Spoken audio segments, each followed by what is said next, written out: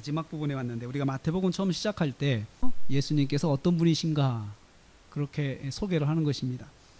족보로 시작하는 것은 예수님이 그렇게 시작한 그 마태복음이 28장에 와서 이제 어떻게 마무리를 하는지 한번 가만히 보십시오. 연관해서 유대인의 왕이신 예수님을 소개해 놓고 그 예수님이 27장에서 죽으십니다. 십자가에서 허망하게 죽으시죠. 십자가에서 허망하게 죽으셨는데, 사실 그 따르던 제자들에게는 참 허망한 사건이었지만 그 예수님께서는 그것이 구원의 사건이고, 또 하나님께서는 그것을 우리를 구원하기 위한 그런 구원의 사건으로 하나님께서 우리에게 계속 성경은 말씀했고, 그리고 그 주님께서 이제 부활하신다라고 이미 말씀을 하셨어요. 계속 사역하는 가운데 예를 들면은 성전을 헐라, 예루살렘 성전을 헐면은 내가 사흘 만에 다시 내가 짓겠다라고 하는 그 말씀을 통해서 예수님의 몸인 성전이 나중에 돌아가시면 십자가에 죽으시고 사흘 만에 부활하실 것을 암시하는 그런 말씀들을 이렇게 하셨어요. 그리고 7장에서 십자가에 죽으시고 운명하십니다. 그리고 28장은 이제 예수님이 부활하셨다라고 하는 것을 기록하고 있습니다. 예수님께서 유대인의 왕으로 오셔서 유대인들을 구원하시는 예수님의 구원 사역은 유대인들이 생각하는 그런 정치적인 사건의 구원이 아니고 영적인 사건의 구원이었습니다. 그래서 인류를 구원하는 영적인 사건의 구원의 왕으로서 예수님께서 오셨다는 것을 오늘 28장이 우리한테 말씀합니다. 그러려면, 우리를 구원하시려면 허망하게 죽음으로 끝나면 안 되죠. 살아나셔야 되죠. 부활하셔야 돼요. 그분 말씀대로 부활하셔야 되는데, 오늘 이제 이 부활하신 말씀에 대해서 하나씩 말씀을 좀 보겠습니다. 저나 여러분이 믿음 생활하는 데 있어서 믿음은 사실은 하루아침에 생기지 않습니다. 또 믿음이라고 하는 것은 내가 어떤 일을 하는 데 있어서 내 행동을 결정하게 되는 것이죠. 그리고 사람이라고 하는 사람이 믿음을 주려면 자기 말을 지켜야 됩니다. 말을 지켜야 믿음을 줄 수가 있죠. 말을 지키지 못하면 믿음을 가질 수가 없습니다. 도저히 가질 수가 없어요. 약속을 해놓고 또 자기가 하겠다고 그렇게 모든 그 힘을 동원해서 그렇게 해주겠다고 해놓고 하루아침에 못하겠다고 한다든지, 그러면 신뢰가 떨어지죠. 사람은 살면서 자기 말에 책임을 질 수 있어야 사회생활하는 데 있어서 신뢰를 얻습니다. 특별히 우리가 얼마 전에 투표했잖아요. 정치인들에게 있어서 신뢰는 정치인들의 생명이죠. 신뢰는 무엇입니까? 말을 지키는, 그 사람들이 한 말을 지켜야 되고, 그 말이 곧 그 사람들에 대한 신뢰를 결정하게 되는 것입니다. 그런데 사람이 일반적으로 자기 말을 지키려고 하지만 다 지키지 못합니다. 저도 그렇고 아마 여러분들도 그러실 거예요. 우리도 우리 말을 다 지키고 살고 싶어요. 그런데 우리가 지키지 못합니다. 왜 그렇습니까? 신실하지 못해서일까요? 내가 신실하지 못해서 말을 지키지 못할까요? 저는 그렇게 생각하지는 않습니다. 신실한 사람들도 말을 지키지 못할 때가 있기 때문입니다. 왜 그럴까요? 전 두 가지 이유가 있다고 봅니다. 첫째는 연약함 때문입니다. 이기적인 인간은 자기 유익이 침해를 받을 때 약속을 지키지 못하는 행동을 할 수 있습니다. 그게 연약함입니다. 내가 이렇게 해주고 싶은데 이렇게 되면 내가 손해를 철저하게 봐요. 그러면 사람이 약속을 지키지 못할 때가 있습니다. 그렇게 하면 내가 큰 손실을 입으니까 어쩔 수 없이 나를 지키려면 내가 약속을 번복할 수밖에 없었다라고 그렇게 변명을 하죠. 피해를 보면서까지 약속을 지킬 수 있는 사람은 많지 않습니다. 그래서 피해를 보면서까지 약속을 지키는 사람들은 참 대단하다 생각하죠. 저 사람 참 대단한 사람이다 하고, 그런 것을 사람들은 굉장히 존경합니다. 왜냐하면 내가 못하는 걸 하기 때문에 그렇습니다. 두 번째 이유는 인간의 유한성 때문입니다. 유한성. 약속을 지키고자 하지만 인간의 한계성이 약속을 지키지 못하게 합니다. 그래서 여러분, 약속도 그런 자연재해가 났을 때는 사람들이 이해를 해주잖아요. 자연재해가 나서 약속을 지켰다. 제주도에서 가끔씩 눈이 많이 폭설이 와가지고 이런 뭐 여행사들이 큰 손해를 많이 볼 때가 있죠. 자연재해니까 못 지키는 거죠. 살다 보면 인생이란 것이 그렇습니다. 내가 어쩔 수 없이 지키지 못할 때가 있습니다. 그런데 신앙생활에서 우리 예수님께서 만약에 어쩔 수 없이 약속을 못 지킨다 생각해 보세요. 예수님께서 한 번 정도 예수님도 어쩔 수 없이 약속을 못 지키실 수 있다 생각을 한다면 우리가 무슨 일이 생길까요? 믿음 생활하는 데 있어서 나도 결정적인 순간에 한 번에 정말 모든 것을 믿고 모든 것을 헌신해서 예수님을 믿고자 하는 마음이 떨어질 것 같아요. 그런데 주님께서 성경은 한 번도 주님은 약속을 어긴 적이 없어요. 몇백 년 전에 700년 800년 전에 그래서 창세 때부터 하신 약속의 말씀을 반드시 이루시는 분이 하나님이다, 우리 주님이다 라고 성경은 말씀하고 있습니다. 예수님 부활하신 그 성경 말씀을 묵상하면서 가장 키워드로 생각해야 할 게 뭐냐면 이 주님이 말씀하신 대로 부활하셨다는 거예요. 말씀하신 대로, 주님께서 말씀하신 대로 부활하셨다, 주님께서 약속대로 부활하셨다는 이 사실이 정말 중요합니다. 28장을 읽으면서 그 사실이 중요하죠. 우리가 지난주에 북미 대화 하는 걸 보면서 북한과 미국이 결국은 큰 합의를 보지 못한 게, 전 저번에 깔린 게 뭐냐면 서로를 믿을 수가 없다는데 서로가 동일한 거예요. 서로가 큰 걸 내놓기에는 믿을 수가 없는 거예요. 왜 그렇습니까? 70년 동안에 조금씩 거짓말하고 사건 치고 이런 것들이 다 쌓여가지고 결국은 큰 협상을 하려고 할 때 서로 딱 터놓고 이야기를 한 거예요. 내가 만약에 이렇게 할 때 당신은 꼭 지킬 수 있냐, 지킬 수 있다고 우리한테 확실한 증거를 보여달라 했을 때 서로가 못 보여주는 거예요. 서로가. 그러니까 그러면 그냥 시작하고 이제 조금씩 하면서 서로 보여주자, 이렇게 간 거라고 저는 생각을 해요. 우리 28장은 이렇게 시작합니다. 예수님께서 약속대로 살아나시는 거 한번 봐라, 우리한테 확인해 보게 합니다.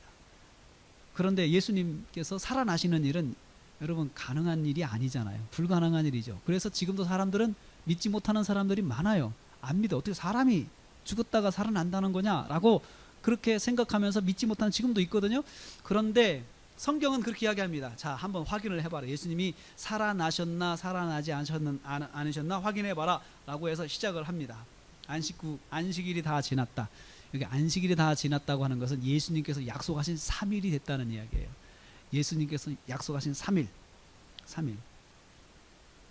그리고 딱 지난 첫 새벽에 시간이 딱 왔어요. 이날 과연 예수님이 부활하실까? 그런데 막달라 마리아하고 이 두 사람, 막달라 마리아와 다른 마리아, 이름은 마리아입니다. 이름은 마리아인데 한쪽은 막달라 지역의 마리아고 다른 마리아는 또 이름은 마리아인데 또 다른 사람의 마리아, 다른 마리아라는 거죠. 마리아 이 두 사람이 가는데 이 두 사람조차도요 1%의 가능성을 안 본 거예요. 여러분 그럴 수 있죠. 그럴 수 있습니다. 1%의 가능성을 안 보고 가는 거예요. 이 사람들은 그냥 거예요. 무덤을 찾아가는 거지 예수님 부활하신 예수님을 만나려고 간 것은 아니죠. 그런데 이미 부활의 징조는 무덤에서 일어났습니다. 큰 지진이 나고 천사가 하늘로부터 내려와가지고 돌을 굴려서 그 위에 앉았다. 돌은 예수님 무덤을 막고 있던 큰 돌을 말합니다. 그래서 그 무덤에 있는 돌을 밀어놓고 그 위에 앉아 있어요. 지키는 로마 군사들이 정말로 이것은 상상할 수 없는 일이잖아요. 갑자기 지진이 나면서 땅이 흔들리면서 딱 자기들은 천사가 보이는 거예요. 천사가 돌문을 미는 것을 보고 그리고 그 위에 천사가 딱 발을 개고 앉아 있는 거예요. 그러니 군인들이 얼마나 놀랬겠어요. 그냥 새벽에 귀신 보는 거죠. 근데 이 사람들은 직접 봤으니 얼마나 놀랐겠어요. 그래서 이 사람들이 얼음이 돼가지고 가만히 있습니다. 근데 여기서 성경에 말씀하려고 하는 사람은 확실한 목격자가 있는 거죠. 이 확실한 목격자가 있다는 거예요. 최초의 증인은 로마 군인들이에요. 두 마리아도 얼음 됐겠죠. 얼음. 여자들인데요. 어떻겠어요? 얼마나 무섭겠어요. 그러니까 여기 보니까 5절 말씀에 너희는 무서워하지 말라. 얼마나 무섭겠습니까? 그렇잖아요. 둘이 손을 꽉 잡고 갔을 텐데 서로 누가 먼저 앞서지 않았을 겁니다. 무서우면 그렇잖아요. 똑같이 손잡고 같은 열을 유지해서 가잖아요. 쭉 가서 천사가 무덤 위에 앉아 있어요. 무덤은 열려 있고. 그러니 깜짝 놀라는 거죠. 깜짝 놀라는 거죠. 이게 무슨 일일까? 이게 무슨 일일까? 등에서는 막 식은땀이 나죠. 식은땀이 나죠. 그런데 천사가 말을 하기를 이렇게 말을 합니다. 첫째는 너희는 무서워하지 말라. 그는 여기 계시지 않는다. 여기 안 계신다. 그분은 왜 안 계시냐? 그가 말씀하신 대로 살아나셨기 때문에 그는 여기 안 계신다. 천사가 이렇게 전해줍니다. 그리고는 와서 그가 누우셨던 곳을 한번 확인해봐라. 가서 빈 무덤 확인해봐라. 그렇게 이야기를 합니다. 한번 확인해 하면 어떻게 했겠어요? 확인했겠죠. 무덤을 들어서 확인한 그 마리아, 두 마리아입니다. 다른 성경 마가복음 누가복음에서는 베드로도 들어가서 봤다고 이야기를 해요. 베드로가 들어가서 또 봤다라고 이야기를 하는데 그렇습니다. 본 사람들이 이제 계속 생기는 거예요. 두 사람이 봤습니다. 빈 무덤을 봤습니다. 그 자리에 예수님이 안 계신 거예요. 그리고 천사가 말하기를 부활하셨다. 그가 말씀하신 대로. 여기 성경이 강조하는 것은 말씀하신 대로 살았다. 뭐라고 말씀하셨는데요? 뭐라고? 내가 사흘 만에 부활할 것이다. 예수님 말씀하셨거든요. 평소에 말씀하셨거든요. 그리고 말씀. 빨리 가서 제자들에게 가서 말을 해라. 뭐라고 말해? 첫째는 그가 죽은 자 가운데서 살아나셨고, 그리고 갈릴리로 가시니까 너희도 갈릴리로 가라. 이후로 제자들이 갈릴리로 이렇게 몰려가는데 이유는 예수님께서 말씀하셨기 때문에 그리 가는 것이죠. 그래서 이 두 사람이 빨리 가서 이제 전하게 됩니다. 거기서 너희를 뵐 것이다. 그래서 갈릴리는 이제 북부인데 예루살렘은 남부예요. 그리고 갈릴리는 북부예요. 그래서 거기까지 빨리 이제 제자들이 가야 되는 건데 이제 지금 이 제자들은 예루살렘에 다 모여 있습니다. 예루살렘 모처에 숨어 있습니다. 잡혀서 처형당할까봐 무서워서 지금 문을 닫고 숨어 있어요. 비밀리에 숨어 있는 거예요. 근데 그 장소를 아는 사람은 여기 막달라 마리아, 또 다른 마리아, 이 사람들은 알겠죠. 서로가 약속해서 그걸 알고 있는 장소에 숨어 있는 것이죠. 급히 달려갑니다. 달려가는 걸음이 어떻겠어요? 한편은 기쁘기도 하고 한편은 무섭기도 하고, 무서움과 기쁨이 교차하면서 달려갑니다. 얼굴은 땀은 범벅이 되고 한편 마음은 기쁜데 한편은 또 무섭고, 이 장면 자체가 지금 이분들에게도 소화가 안 되는 거예요. 그 장면이 정신이 없을 것 같아요. 그러한 사람들에게 예수님께서 중간에 가는 그분들을 만나 주십니다. 저희를 만나 가라사대 예수님께서 만나 주세요. 너희가 평안하냐? 평안하겠습니까 지금?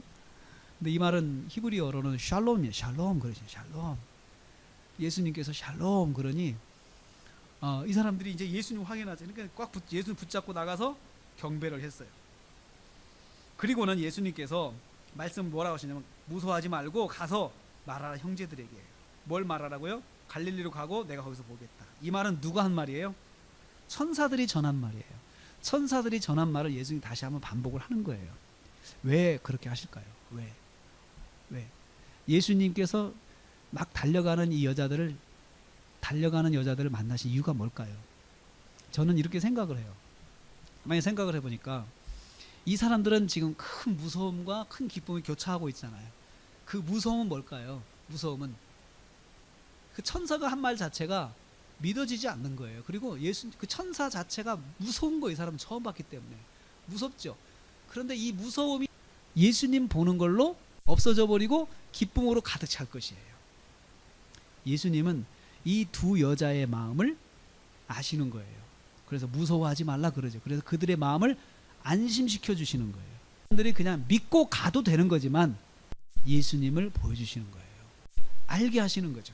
확실하게 깨닫게 하시는 거죠. 저는 여기서 예수님의 마음을 만나게 돼요. 예수님의 마음을 한번 생각해 봐요.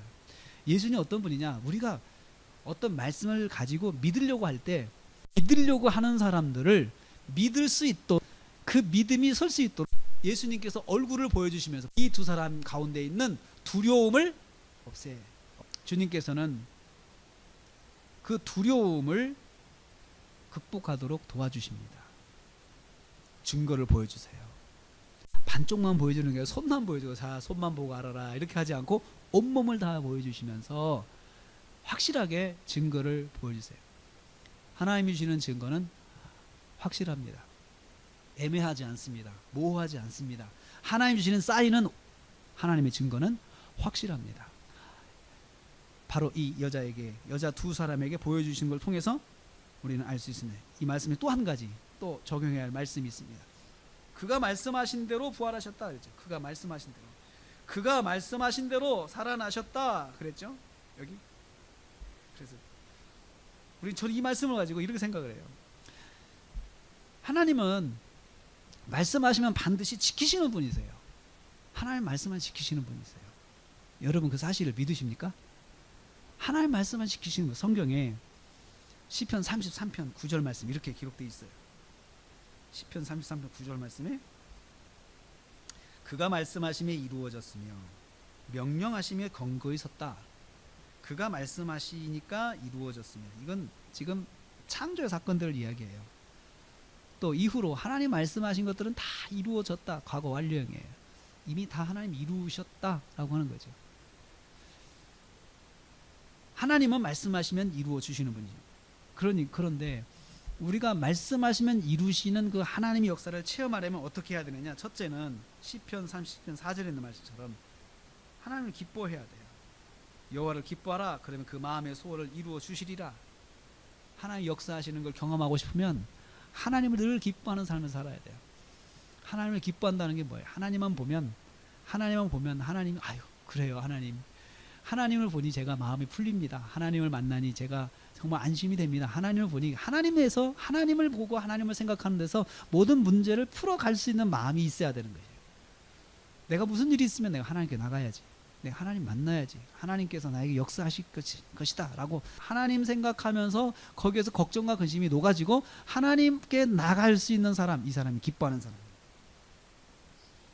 두 번째는 맡기는 거예요. 맡기라, 내 길을 맡기라. 그러면 그가 이루시리라 라고 했어요. 또 행사를 다 맡기라. 그러면 그가 이루시리라 라고 했어요. 하나님 말씀 이루어지기를 원하시면은 맡기세요. 문제를 맡기세요.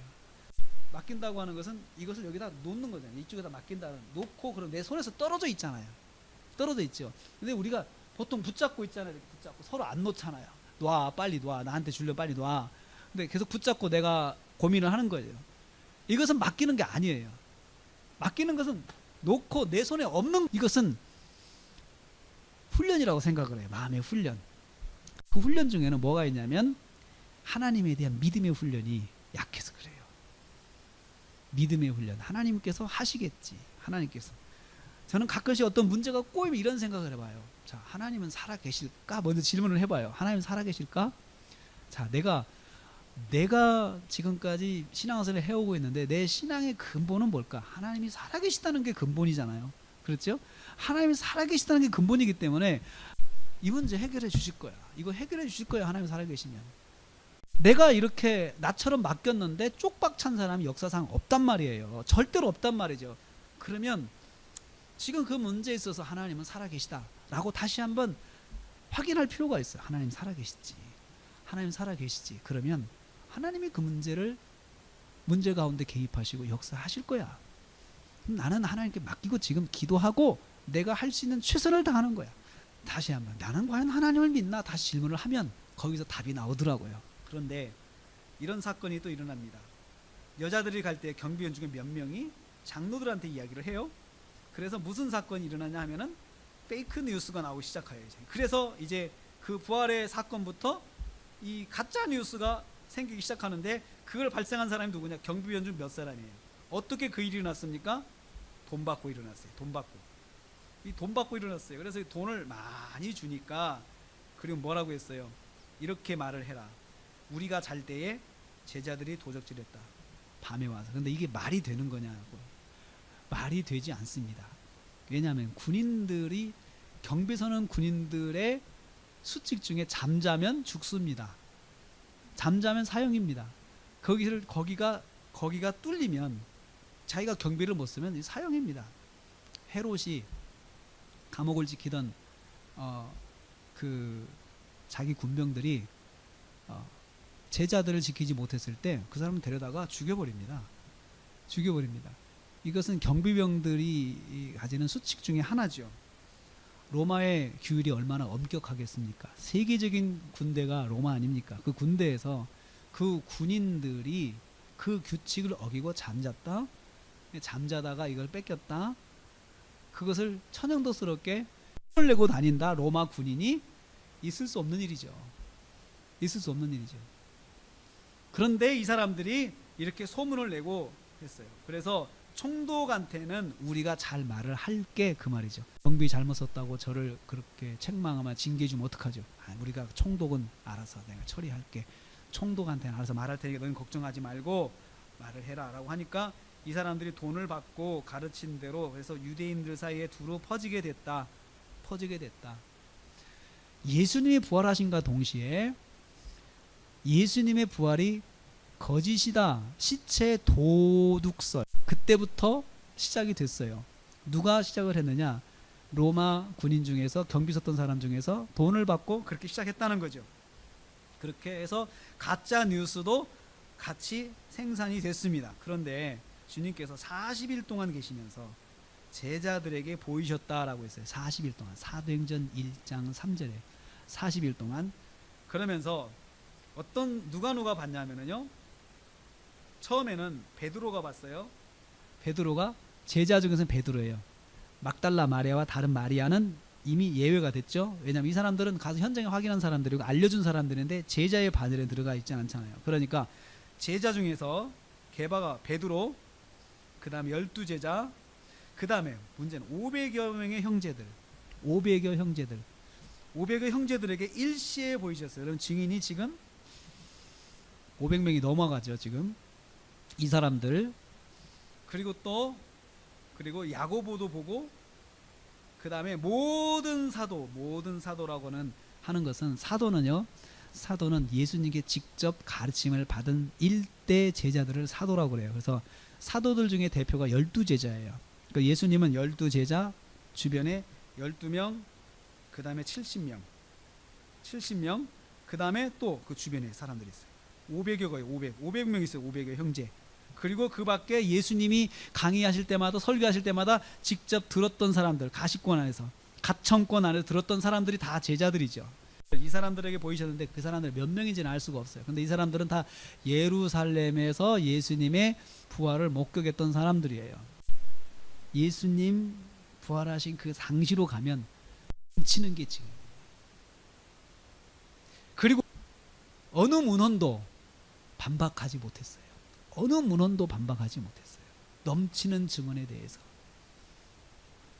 그래서 성경은 이렇게 말합니다. 그리스도께서 만일 다시 살아나지 못하셨으면 우리가 전파하는 것도 헛것이요, 믿음도 헛것이요, 우리는 거짓말쟁이가 되는 것이죠. 그렇지 않습니까? 지금 역사상 지금까지 교회가 시작된 이래로 저와 여러분에 이르기까지 교회가 증가하는 복음의 핵심은 예수님은 부활하셨답니다. 부활하신 주님을 증거하는 거예요. 그런데 만약에 주님께서 부활하지 않으셨다면 이 교회가 존속할 수 있을까요? 교회 존속이 그 증거예요, 여러분. 그래서 우리 가운데 그것이 없으면 교회의 본질을 잃어버리는 거예요. 내가 성도로서의 본질을 잃어버리는 것이고 나는 그냥 수양하는 의미에서의 종교생활을 하는 거예요. 수양하는. 그러면 기독교는 타 종교하고 똑같아요. 불교나 다른 종교나 다 비슷한 거예요. 자기 수양이죠. 교회는 누구에게나 공평한 기회를 주십니다. 회개의 기회를 주십니다. 누구든지 시인하면 다 용서를 받습니다. 십자가 앞에 나가면 용서를 받습니다. 말로, 생각으로 우리가 주님 앞에 십자가를 의지하면 용서를 받습니다. 사지가 없는 사람도, 또 정말 곧 죽을 사람도 고백하면 용서해 주십니다. 은혜로 구원을 받는 거지 내가 노력해서 구원받는 건 절대 아니라는 거예요. 노력해서. 그래서 주님께서 우리를 위해서 십자가에 죽으셔서 우리를 구원하셨다라는 것을 오늘 말씀이 우리에게 확실하게 설명을 해 주고 있습니다. 그러시면서 주님께 부활하신 주님께서 우리에게 말씀하십니다. 너희가 부활의 주님 나를 만났으면 이제 할 일이 있다는 거예요. 할 일이 있다. 그 뭐냐? 가서 제자를 삼아라. 제자를 삼아라. 너희 같은 사람을 또 만들어내라는 거죠. 너희처럼 부활을 믿는 사람을 만들어내라. 어떻게 해요? 부활을 전하면 돼요. 가서 부활을 전하면 돼요. 사도들이 가서 한 일이 있어요. 부활의 주님을 전했어요. 예수님 부활하셨습니다. 우리 죄를 용서하시기 사하기 위해서 주님이 죽으셨다가 부활하신 거예요. 부활은 십자가 대속의 완성을 의미하는 것이에요. 그러네. 부활하심으로 인해서 우리의 대속의 사역이 완성되었다는 것을 선포하는 것이에요. 명령했어요. 가라고 했어요. 가라. 너희는 가라. 그리고 제자를 삼아라. 제자를 만들어라. 가라. 간다고 하는 것은 무엇을 말합니까? 떠나는 걸 말하는 거예요.